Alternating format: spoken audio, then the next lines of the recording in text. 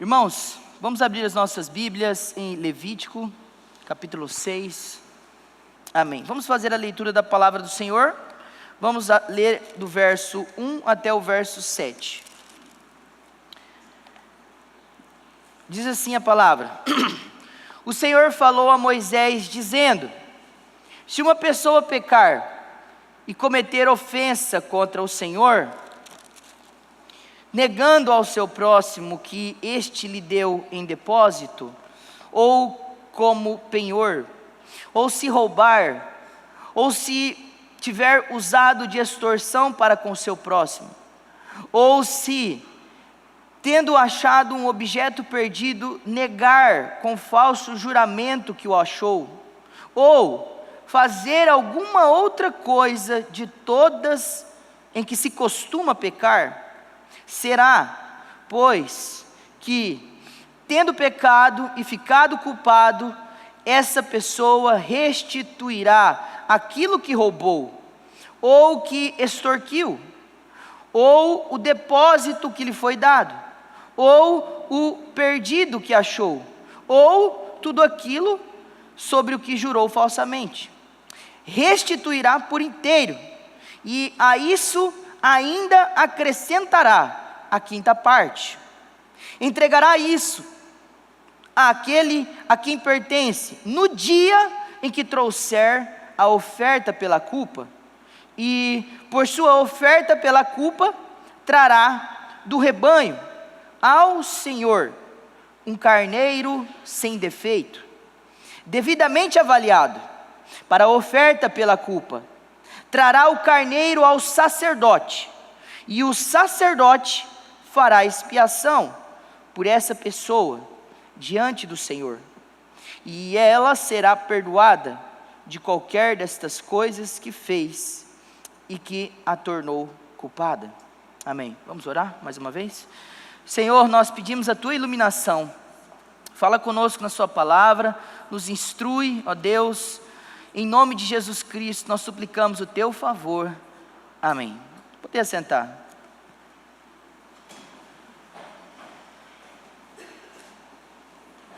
Existe uma unidade, entre esses versos que nós lemos e os versos anteriores, que foram pregados pelo pastor Neto.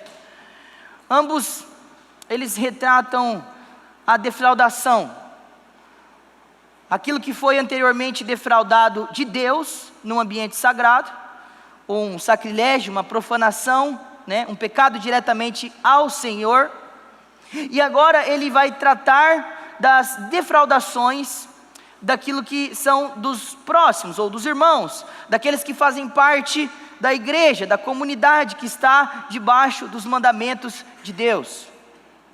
E ele então mostra essa unidade. Então, nessa perícope que nós temos, ele está falando exatamente sobre isso, os pecados relacionados à defraudação do próximo, quando as pessoas tentam tirar vantagem das coisas alheias. Existe também uma conexão aqui importante dos pecados que podem ser vistos aqui pela ordem em que o autor coloca para nós. Isso é intencional, pela inspiração do Espírito. E nós vemos que isso frequentemente aparece na Escritura. Os nossos pecados contra as pessoas, elas decorrem em primeiro lugar da nossa falta de uma correta relação com Deus. Então você percebe nitidamente que o próprio Jesus, ele faz essa união quando ele resume os mandamentos: o amor a Deus, o amor ao próximo. Mas lembrem-se, ele sempre coloca o amor a Deus acima, e depois ele coloca o amor ao próximo. E a Escritura mostra nitidamente que todos os nossos problemas, eles vêm da origem do nosso pecado, em primeiro lugar, por causa do nosso problema com Deus. Você olha para Gênesis, por exemplo, no início da história, e você vê que lá Deus dá aqueles mandatos, que são mandatos criacionais, que Deus estipula a nossa relação com a criação, a nossa relação com o próximo e a nossa relação com Deus. E nós percebemos que todos os problemas derivam a partir da queda, que é uma desobediência diretamente a Deus. Então, em primeiro lugar, Levítico mostrou os nossos pecados em relação ao Senhor. E agora ele vai mostrar os nossos pecados em relação ao próximo. E aqui fica uma aplicação importante. Dificilmente alguém que não está bem com Deus vai ficar bem com as pessoas. Dificilmente alguém que não cultiva um relacionamento saudável de oração, de leitura, de comunhão com o Senhor, vai conseguir viver em paz com as pessoas. Isso é um princípio bíblico e essa ordem na Escritura mostra isso. Em terceiro lugar, também uma outra observação importante nessa sessão, é que anteriormente, nos versos passados, o autor deixa claro para nós que os pecados eles eram muitas vezes involuntários, coisas que aconteciam acidentalmente. E como nós aprendemos aqui, nisso nós já vemos como que é a nossa natureza pecaminosa, como são os pecados. Uma vez que o salmista, quando ele está orando ao Senhor, ele diz claramente: quem é que pode discernir as suas próprias faltas? Absolve-me, ó Deus, daquelas que me são ocultas. Então a nossa natureza ela é tão tendenciosa para o pecado, que o pecado ele muitas vezes ele é tão inevitável em nossa vida, que nós cometemos ele sem perceber.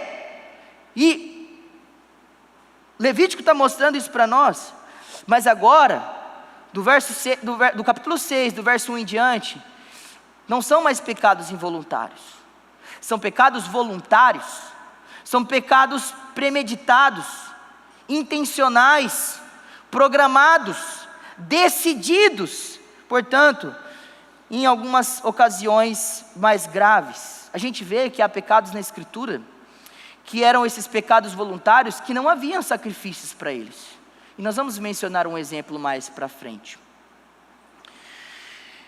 Então, quando Deus oferece esse sistema, de sacrifícios, quando Ele mostra essa cegueira do nosso pecado, e quando Ele estabelece essas formas para que nós possamos nos aproximar dEle, para que nós possamos oferecer sacrifícios e restabelecer a nossa comunhão com Deus, e agora Ele está falando aqui, restabelecer a nossa comunhão com o próximo também, porque nós estamos em uma sessão em que os pecados são direcionados ao nosso irmão.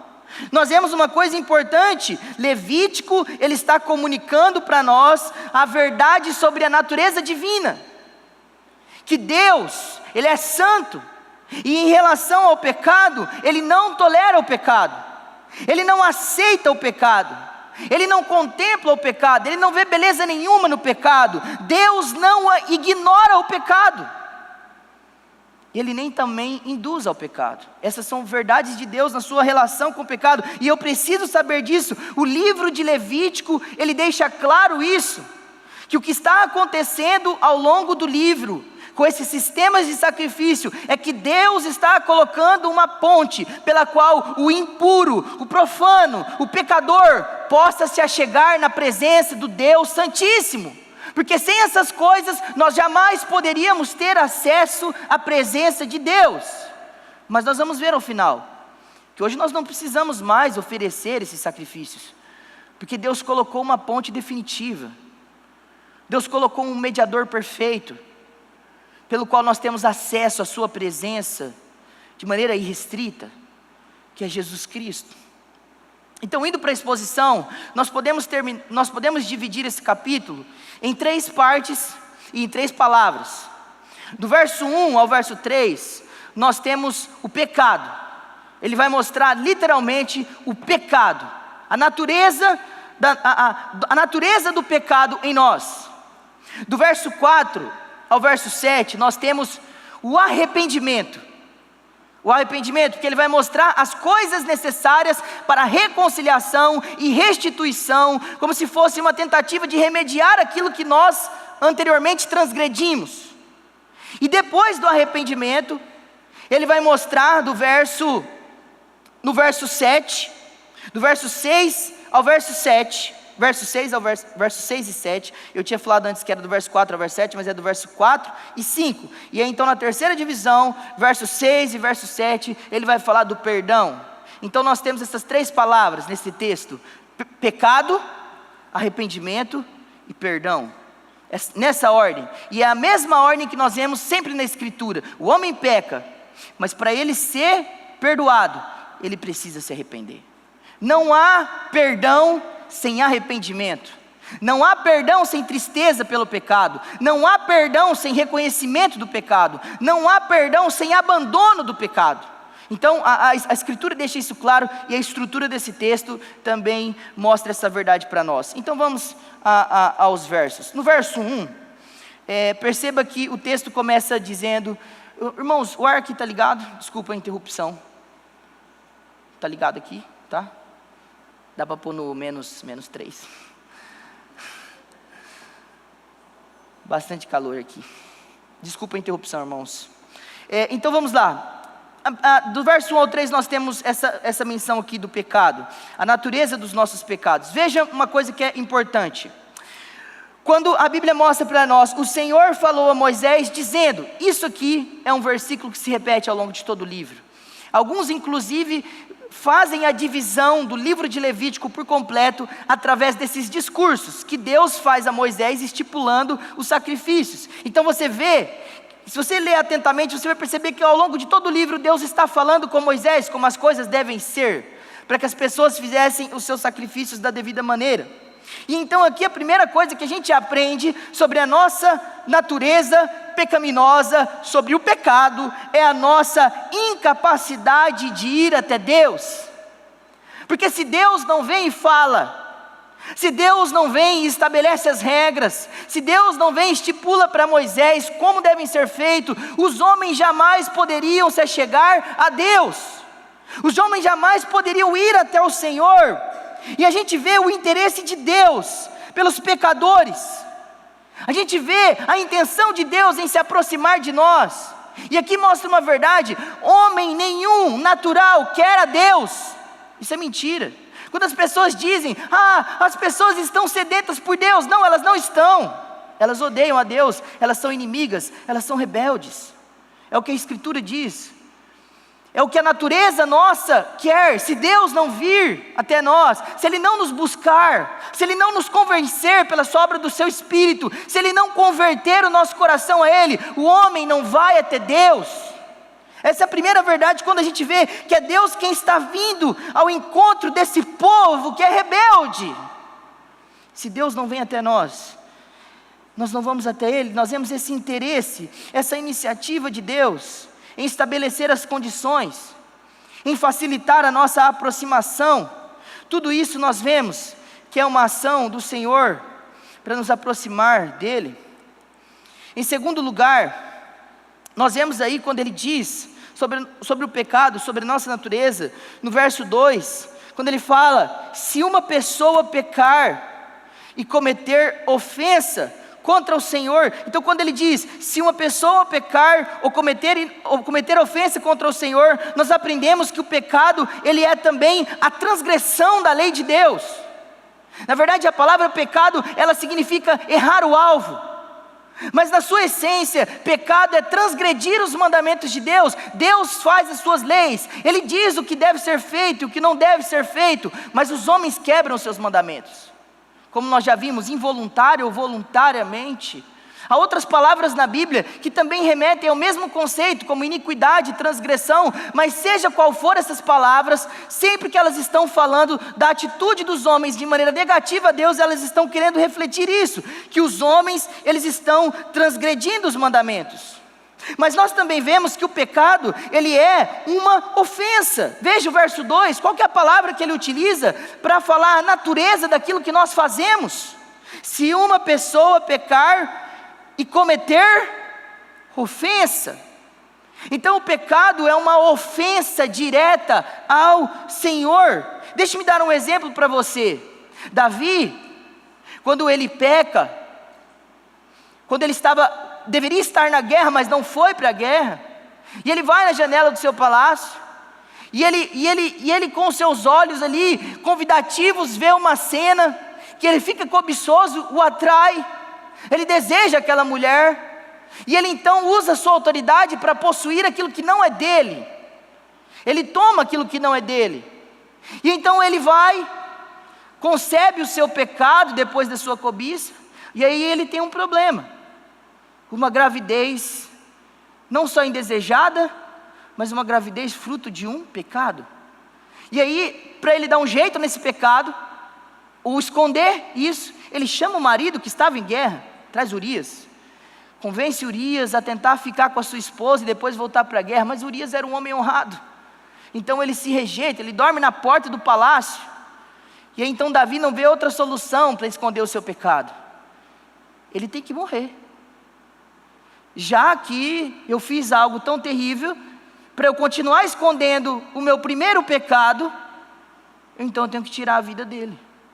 E então ele manda uma carta, onde Urias, porque é honrado, não abre, como orientação para que ele fosse colocado na linha de frente, e ele morre, e ele fica de 6 meses a 1 ano, empedernecido no seu pecado, até que Deus vai lá e denuncia pelo profeta Natã. E é interessante que quando Davi escuta as palavras, a metáfora, né, a historinha que Natã conta da ovelhinha que foi tirada, ele cita o texto de Levítico, esse homem tem que restituir 4 vezes mais essa ovelha que ele tomou. Mas aí Natã fala, olha, e depois ele fala, ele tem que morrer. Mas esse homem é você, Davi, você fez isso. E aí então ele cai de joelhos. Mas é interessante que eu quero ressaltar a questão da ofensa a Deus, é porque nessa passagem, como nós já falamos, Deus vai falar para nós, você vai ver a partir do desenrolar do verso 2, sobre pecados contra o próximo, mas perceba que ele começa dizendo que o nosso pecado é uma ofensa contra o Senhor, então não importa, quando você peca contra alguém, você também peca contra o Senhor. E é interessante que quando Davi vai confessar o seu pecado, e ele escreve um salmo, o Salmo 51 e o Salmo 32, no Salmo 51, no verso 4, ele diz, pequei contra ti somente fiz o que é mal perante os teus olhos, de maneira que serás tido por justo no teu falar e puro no teu julgar. Davi está dizendo, Deus, eu sei que eu pequei contra Israel como rei, eu sei que eu pequei contra Betseba, eu sei que eu pequei contra Urias, eu sei que eu pequei contra o povo de Deus, mas Senhor, eu sei que em última instância o pecado é uma ofensa ao Senhor, eu transgredi os seus mandamentos, eu violei as suas leis, e ele está confessando, então o pecado é uma ofensa a Deus. Além disso, diz aí, antes da gente entrar na própria lista do pecado, veja que no final do verso 3, depois dele falar a lista de coisas que nós podemos fazer, ele termina o verso 3 dizendo assim, ó, olhe para o texto, ou fizer alguma outra coisa de todas em que se costuma pecar. Então aqui a gente aprende uma outra coisa sobre o pecado, ou 2 pelo menos. Primeiro, que o pecado, ele é de múltipla natureza. Ele fala assim, qualquer outra coisa, ou de todas as outras coisas, ele está enfatizando pecados gerais, que não se enquadram apenas nessa lista. E na verdade, quando você olha para a Escritura, você vê que não existe uma lista extensa ou exaustiva, que fale todos os pecados que nós podemos cometer. Por exemplo, Paulo em Gálatas, quando ele está escrevendo Gálatas 5, ele fala das obras da carne, e aí ele classifica os gêneros de pecados que nós podemos cometer com as obras da carne. Pecados de ordem sexual, pecados de ordem culticas, relacionados à idolatria, e depois ele fala de pecados de ordem social. Então perceba que depois dele falar essas categorias, ele diz no final, que qualquer homem que também fizer qualquer coisa semelhante a essas, ou seja, não precisam ser somente aquelas, mas qualquer coisa que se enquadre naquilo, estará fazendo obra da carne. Então nós vemos como a nossa natureza, né, foi atingida pelo pecado a fazermos uma diversidade de coisas que desonram a Deus. Além disso, o pecado, ele pode virar um hábito, e muitas vezes um hábito que não nos incomoda mais, que não nos entristece, ou que nós nos acostumamos. O pecado tem esse efeito, ele vai endurecendo o nosso coração, e ao longo do tempo, aquilo que antes causava lágrimas em nós, tristeza, angústia, vergonha, não causa mais, porque ele vai endurecendo o nosso coração, porque perceba que o texto vai dizer, coisas em que se costuma pecar, que já se tornaram naturais, rotineiras, em que o povo frequentemente fazia e tinha que ir até Deus para confessar e consertar esses pecados. O pecado tem esse poder, na verdade tem até um livro, né, que chama Pecados intocáveis. Que são aqueles pecados que a gente costuma guardar no nosso coração e tenta escondê-los, mas a gente não quer também abrir mão deles. E eles ficam ali como ervas daninhas, criando raízes em nosso coração. São pecados de estimação, que Deus está mostrando para nós que esses pecados, eles devem também ser tratados. São pecados que acabam ficando em nossa vida. Mas aí então, olhando para a lista que o texto nos dá no verso 2, ele vai mostrar para nós que o pecado ele costuma ter nome, classificação e grau. Geralmente quando a gente vai confessar pecado, nós queremos ser genéricos. Vamos confessar os nossos pecados na ceia do Senhor. Senhor, perdoa os meus pecados, porque eu tenho transgredido os seus mandamentos. Mas nós não queremos tocar naqueles pecados que nós sabemos que estão ali presentes em nossa vida. Isaías, quando viu a Deus no capítulo 6, ele não apenas vê o santo dos santos, ele não apenas vê Deus santo, santo, santo, mas ele vê o seu próprio pecado, ele vê o pecado do povo, e ele dá um nome para esse pecado: povo de lábios impuros. Eu sou alguém de lábios impuros. Ele vê o pecado dele de maneira clara e específica, o pecado dele. E aqui, Deus está dando nome aos pecados, está graduando, está classificando esses pecados. Veja na lista aquilo que Deus está discriminando, quando as pessoas pecam contra o próximo dentro da sua própria comunidade, tentando tirar vantagem uns dos outros. O primeiro pecado que ele diz é a situação quando uma pessoa ela nega ao seu próximo o que este lhe deu como depósito ou como penhor.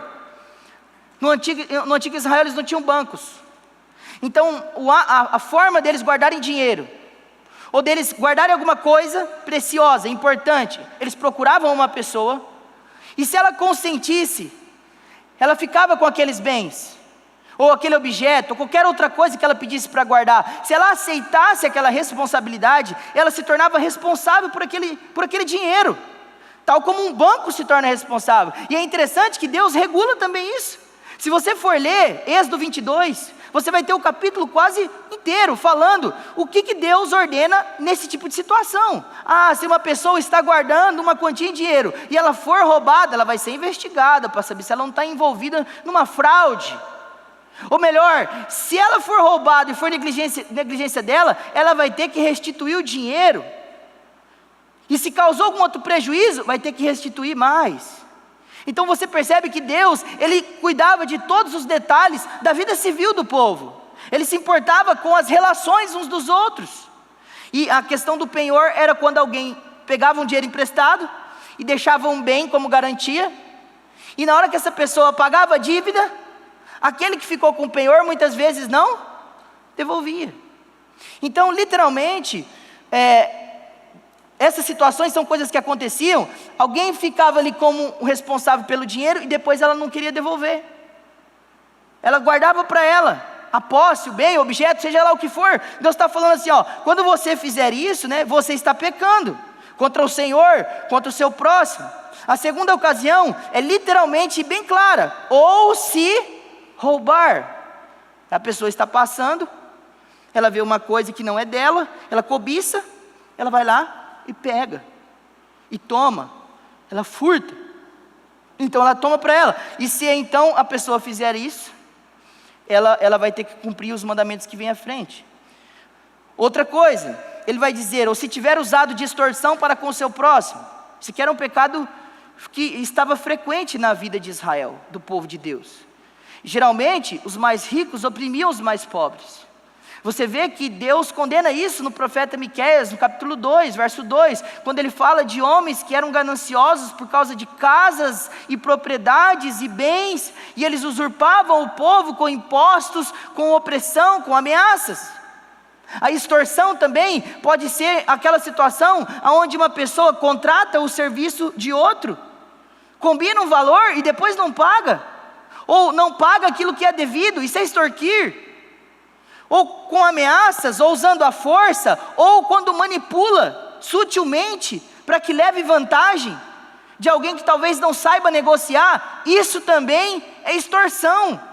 Então Deus está falando isso. Você olha, se alguém também agir dessa maneira, extorquindo, tomando aquilo que não é dele de maneira inapropriada, então também estará pecando contra o seu próximo. Ou, se, tendo achado um objeto perdido, negar com falso juramento que o achou. Aqui é um pecado duplo. Primeiro, a pessoa se apropria, né? Esse é o termo que se usa na nossa lei, apropriação indébita. Quando você acha, por exemplo, um celular que não é seu, se você for pego em posse daquele celular, falando, né, como se costuma dizer, achado, não é roubado? Quem perdeu, é relaxado, né? Quantos aqui já fizeram isso com os amiguinhos da escola? Não precisa aprender, né? Pecado, já vem com a natureza embutida, já vem com o vírus instalado no PC, já faz isso desde criança.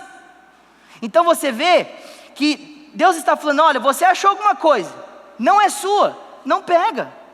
Ou melhor dizendo, se você pegar, então cumpre a minha lei. Que lei? Deuteronômio 22. Vai falar, olha, se você achar um objeto que não é seu, guarda, até que o dono venha buscar.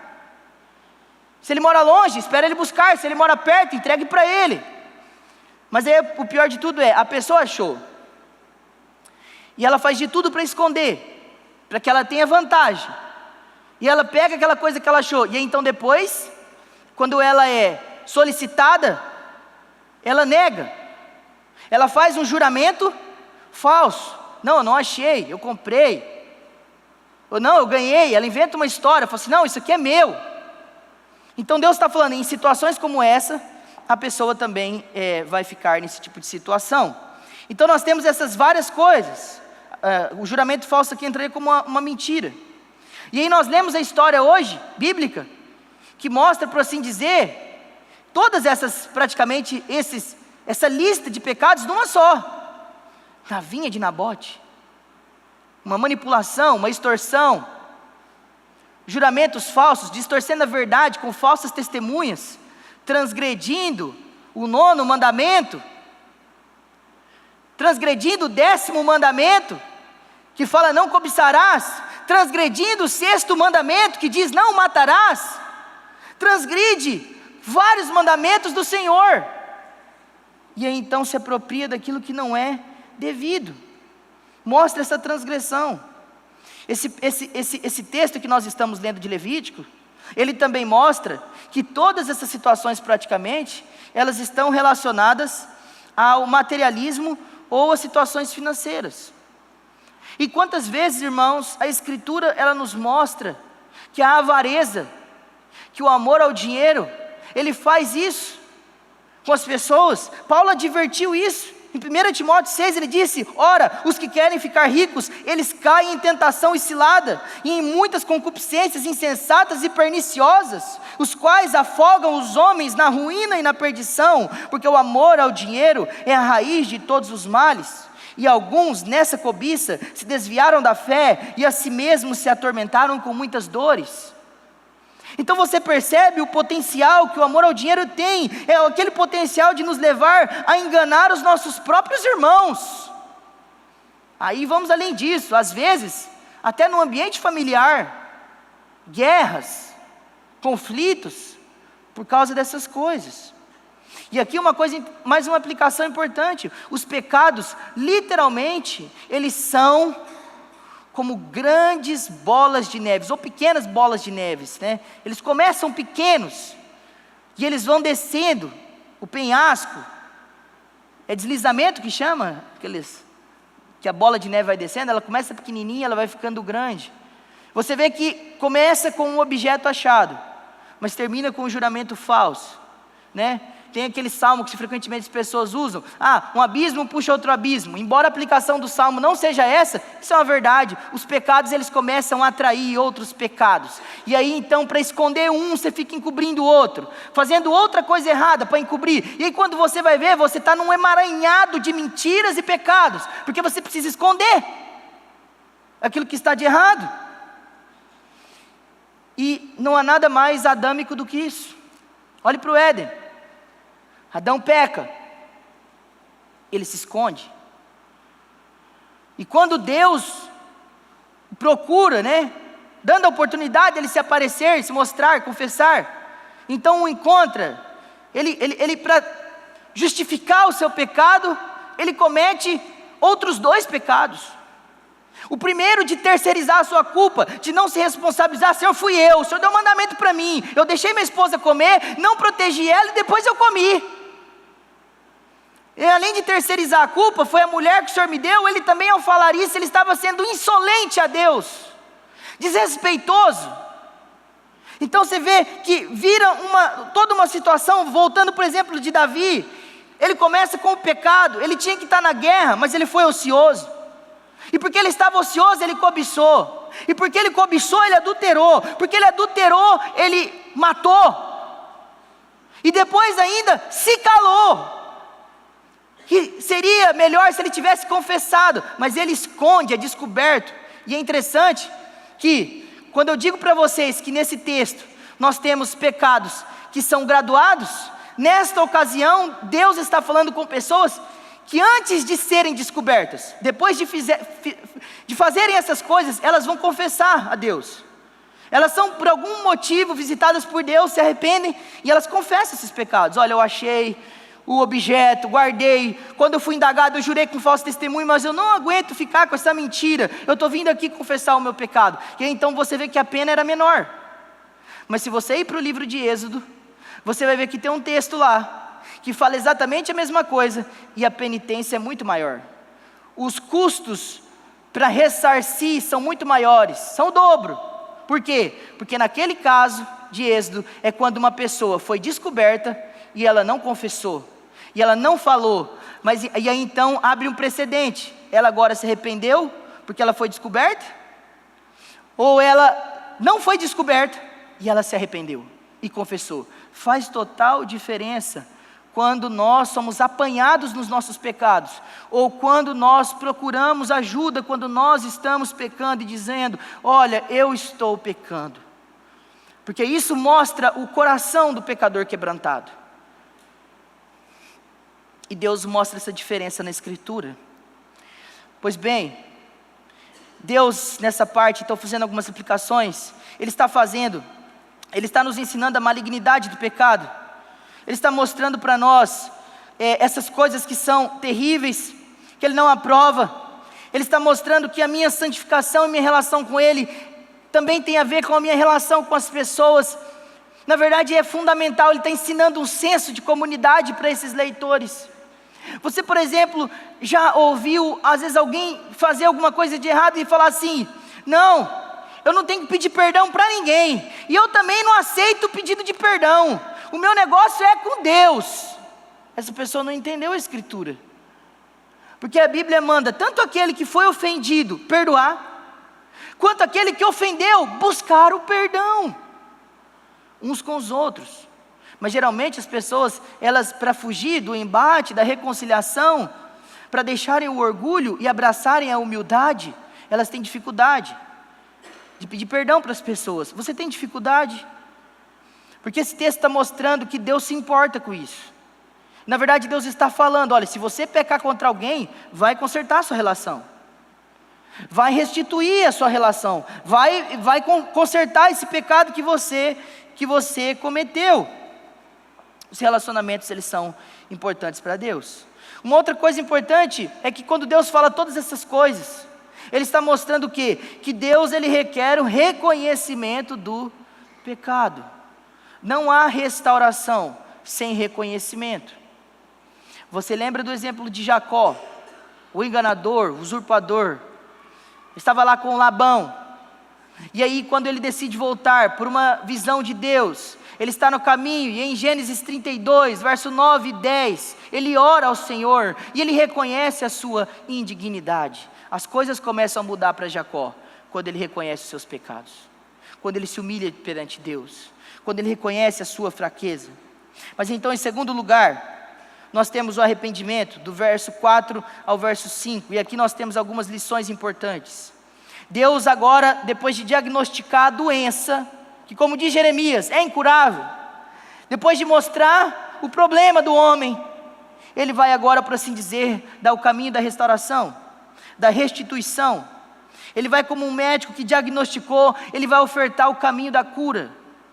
E não há cura para o pecado sem a profunda decepção e o arrependimento daquilo que nós fizemos. Ele vai mostrar algumas coisas que o arrependimento ele caracteriza. Nessa oferta, que é chamada de oferta de compensação ou de restituição. Você percebe que no verso 4 e no verso 5, ele dá os imperativos. Ele fala, essa pessoa vai restituir aquilo que tomou.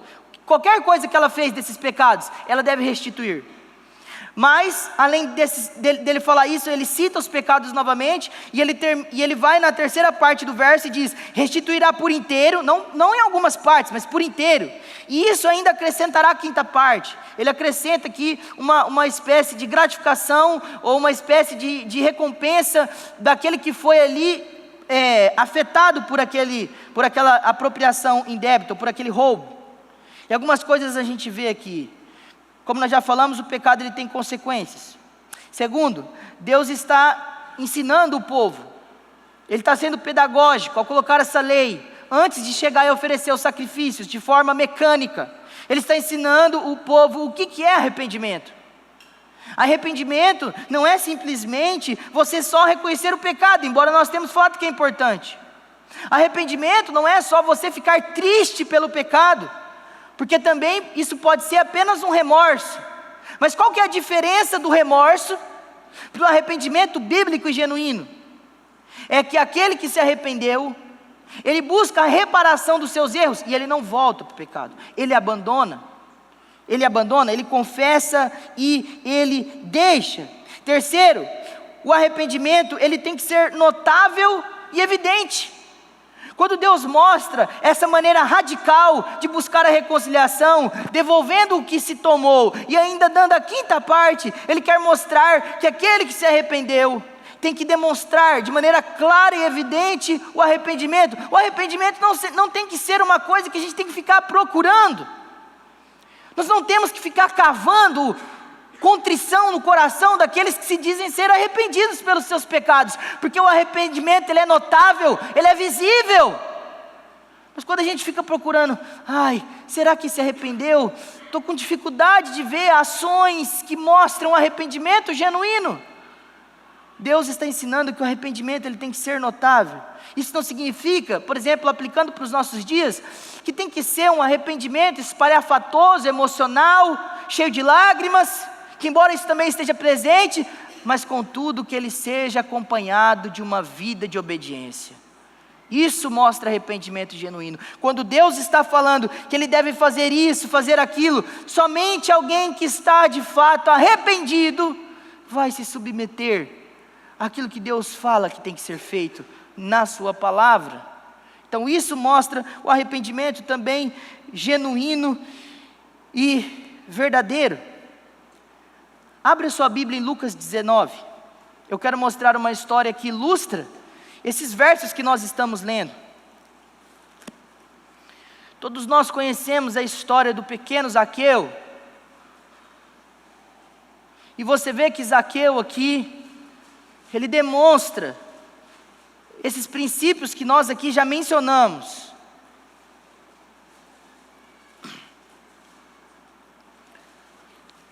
Lucas 19, eu quero ler a passagem com vocês. Diz assim, entretanto, Lucas 19, 1. Entretanto, em Jericó, Jesus atravessava a cidade. Entrando em Jericó, eis que um homem rico, chamado Zaqueu, chefe dos publicanos, ele provavelmente era um cobrador de impostos, e por isso talvez ele tenha se enriquecido de maneira ilícita, em algumas ocasiões. E aí fala, ele procurava ver quem era Jesus, esse que todo mundo está falando. Mas ele não podia, porque por causa da multidão, por ser ele de estatura pequena, então ele correndo adiante, subiu num sicômoro, a fim de ver Jesus, porque ele havia de passar por ali. Quando Jesus chegou àquele lugar, é como se Jesus estivesse procurando Zaqueu, né? Ele olha para cima e disse, Zaqueu, desça depressa, porque hoje preciso ficar na sua casa. É como se ele estivesse dizendo, Zaqueu, desça daí, porque hoje eu vou salvar você. Desça daí, porque hoje eu vou trazer visitação de arrependimento na sua casa. Então no verso 6 diz, Zaqueu desceu depressa, e o recebeu com alegria.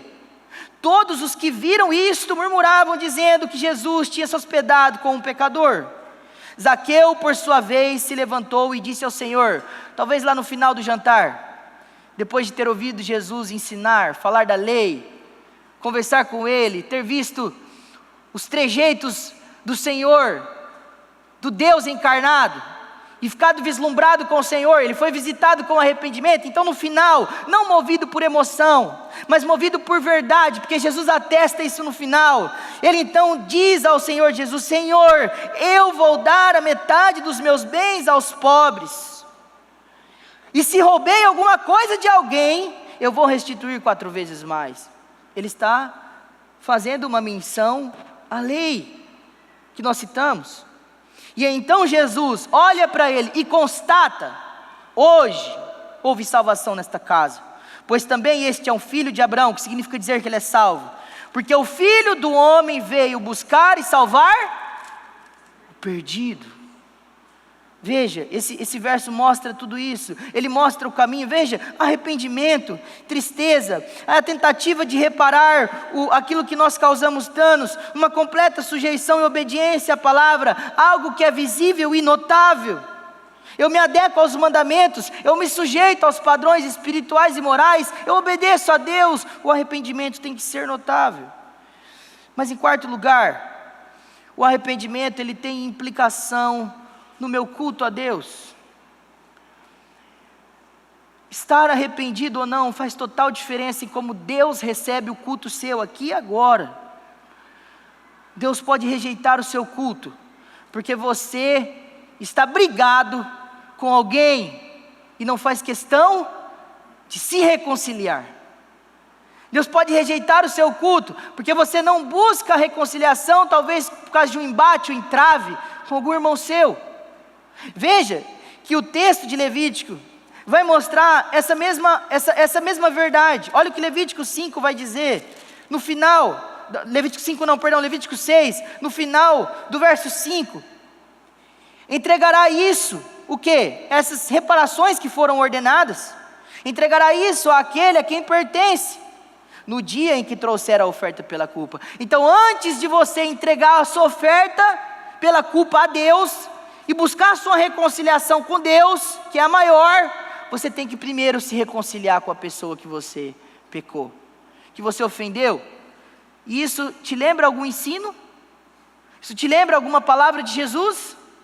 No Sermão do Monte, o Senhor Jesus disse, se pois, ao trazeres ao altar a tua oferta, ele está falando de culto, e ali lembrares, que o teu irmão tem alguma coisa contra ti, deixa perante o altar a tua oferta, vai primeiro reconciliar-te com o teu irmão, e então volta e faz a tua oferta. Jesus está ensinando baseado na lei, ele está falando, olha, primeiro se reconcilia, e então depois cultua a Deus, isso agrada a Deus, é da vontade de Deus que as coisas sejam assim. Em quinto, sem arrependimento não há perdão. E aí é onde a gente entra nas próximas partes aqui dos versos 6 ao verso 7, que antes de todas as coisas, nessa transição dos versos, desse ponto anterior, do arrependimento para o perdão, nós vemos nitidamente que Deus está ensinando isso. Sem arrependimento genuíno, verdadeiro, não há perdão de pecados. Deixa-me citar alguns versos que provam isso. Atos 3,19 diz, arrependei-vos pois, e convertei-vos, para que sejam apagados os vossos pecados, de modo que venham tempos de refrigério da presença do Senhor. 1 João 1,9, se confessar os nossos pecados, Ele é fiel e justo para nos perdoar os pecados e nos purificar de toda injustiça. É necessária a confissão. E em terceiro, um provérbio conhecido, Provérbios 28,13, o que encobre as suas transgressões nunca prosperará, mas o que as confessa e deixa, alcança misericórdia. Veja, sem uma perfeita consciência do nosso pecado e arrependimento, não pode haver perdão. Mas então, pressupondo que nós reconhecemos o nosso pecado, identificamos o nosso pecado, nós passamos pelo arrependimento, do verso 4 ao 5, agora o verso 6 ao 7, o Senhor vai falar do perdão. da reconciliação com Ele, porque como nós já começamos o texto, ele diz que aquilo que é uma ofensa contra o outro também é uma ofensa contra Deus. E aqui, eu não vou me demorar nesses versos, porque eu serei repetitivo com as mensagens anteriores. Nesses versos, estão contidos os mesmos princípios que nós já abordamos, desde o primeiro capítulo de Levítico. Deixa eu só mencioná-los rapidamente. Nós temos aqui a oferta pela culpa. Nós temos aqui, como no holocausto, uma oferta que me custa, porque tem que ser algo do meu rebanho, um carneiro, que tem que ser o melhor, o sem defeito, tem que ser a minha melhor oferta, o melhor para Deus, tem que ser meticulosamente avaliado para saber se atendi os padrões de Deus e não os meus, porque o culto, no final, é para Deus e não para mim. Tem que ser a organização litúrgica da maneira e do método que Deus estabelece. Aquilo que se vai fazer nessa cerimônia, que representa esse ritual, a reconciliação do pecador, é Deus quem estabelece. Não somos nós que inventamos a maneira como nós nos aproximamos de Deus, é Deus quem diz como nós devemos nos aproximar dEle. Existe também aqui uma particularidade do meu relacionamento com Deus, porque Ele diz, por essa pessoa, é um sacrifício individual. Deus está medindo cada pessoa individualmente, além de medir um povo coletivamente. E então nós temos algumas lições sobre o perdão de Deus. Nós já falamos que é necessário estar conscientes. Nós já falamos que é Deus quem está buscando essa reconciliação, porque isso foi visto. Nós já mostramos que não é sem custo, porque eu tenho que dar o que custa a Deus aqui nesse caso. E nós já mostramos que é Deus quem define o status da relação, como foi apresentado pelo pastor Neto, citando vários versículos do 4 ao 5, e Deus perdoará o seu pecado, ou como aqui termina o verso 7, e ela será perdoada. É Deus quem define o status dela, depois de tudo que for feito. O perdão de Deus, ele é completo, não é parcial. Porque Ele me perdoa de todos os meus pecados. Ele diz no final do verso 7, de qualquer destas coisas que fez e que a tornou culpada. Mas aí então, tem uma palavra aqui que é especial, que é essa palavra, verso 7, no início do verso 7. E o sacerdote fará expiação por essa pessoa diante do Senhor. Nós já falamos que nós não fazemos mais esses sacrifícios. Então o que resta para nós? Se nós não podemos realizar esses rituais, se a maneira de nós nos reconciliarmos com as pessoas não são mais como essas leis cívicas, se não é mais, a minha maneira de me aproximar de Deus não é mais por sangue de carneiros, como fazer expiação dos meus e dos seus pecados? A resposta é que, olhando para a Escritura, nós sabemos que todos esses sacrifícios, todas estas coisas, como disse Jesus em Lucas 24, as Escrituras testificam a meu respeito. Como o autor de Hebreus diz que todas as coisas do Antigo Testamento eram sombras que apontavam para Jesus Cristo. Como toda a Escritura vai testemunhar que esses sacrifícios, esses bodes, esses corneiros, todas essas coisas que eram sacrificadas, elas eram de alguma maneira figuras do Cristo que haveria de vir. Então nós sabemos que a expiação total e completa e definitiva, não repetível, é por meio de Jesus Cristo. Cristo é a expiação pelos nossos pecados, porque Jesus é o Cordeiro de Deus, que remove os nossos pecados de uma vez por todas. É nele que nós temos que confiar, é nele que nós devemos nos apoiar, é para ele que nós devemos olhar quando nós pecarmos, e então irmos em humildade confessar os nossos pecados. É ele quem é o nosso reconciliador, o nosso sacerdote, o nosso mediador, porque além dele ser a oferta pelo pecado, ele também é o sacerdote, ele é todas as coisas. Porque ele diz aqui no verso 7, o sacerdote fará expiação, mas a Bíblia diz que Jesus é o nosso grande sumo sacerdote, que entrou de uma vez por todas no Santo dos Santos, e está lá sentado à destra de Deus, intercedendo por nós, para nos dar graça e misericórdia no tempo que se chama hoje. Jesus Cristo, livre acesso, Se anteriormente em Levítico nós tínhamos medo, Deus está dizendo assim, ó, cuidado ao se aproximar de mim. Agora Jesus diz, aproximai-vos confiadamente ao trono da graça, e recebam graça e misericórdia dele, de Jesus. Olhem para Cristo, porque é Ele quem nos inocenta no tribunal de Deus, é Ele quem nos diz que não há mais condenação alguma para aqueles que estão em Cristo Jesus, é Ele quem diz que nós somos novas criaturas e as coisas velhas se passaram e eis que tudo se fez novo, é Ele. Agora vejam, esse texto, ele está falando da defraudação e de uma dívida. Anteriormente uma dívida diretamente com Deus, agora uma dívida com as pessoas. Então ele está representando o pecado aqui como se fosse uma dívida que todo homem tem com Deus, mas essa dívida é impagável, porque você não pode pagar por essa dívida. Nenhum de nós tem saldo, ou mérito, ou capacidade suficiente para pagar a dívida que o pecado nos trouxe diante de Deus. Nem 1000 vidas de morte e de obediência poderiam satisfazer aquilo que Deus exige de nós. Mas Colossenses, capítulo 2, verso 14 vai dizer que Jesus Cristo cancelou o escrito de dívida que era contra nós e que constava das ordenanças que nos eram prejudicial. Ele removeu inteiramente, encravando na cruz. E diz também o autor de Hebreus, que das nossas transgressões, dos nossos pecados, Ele não se lembra mais. Não há mais dívidas, porque Jesus pagou por todas as nossas dívidas.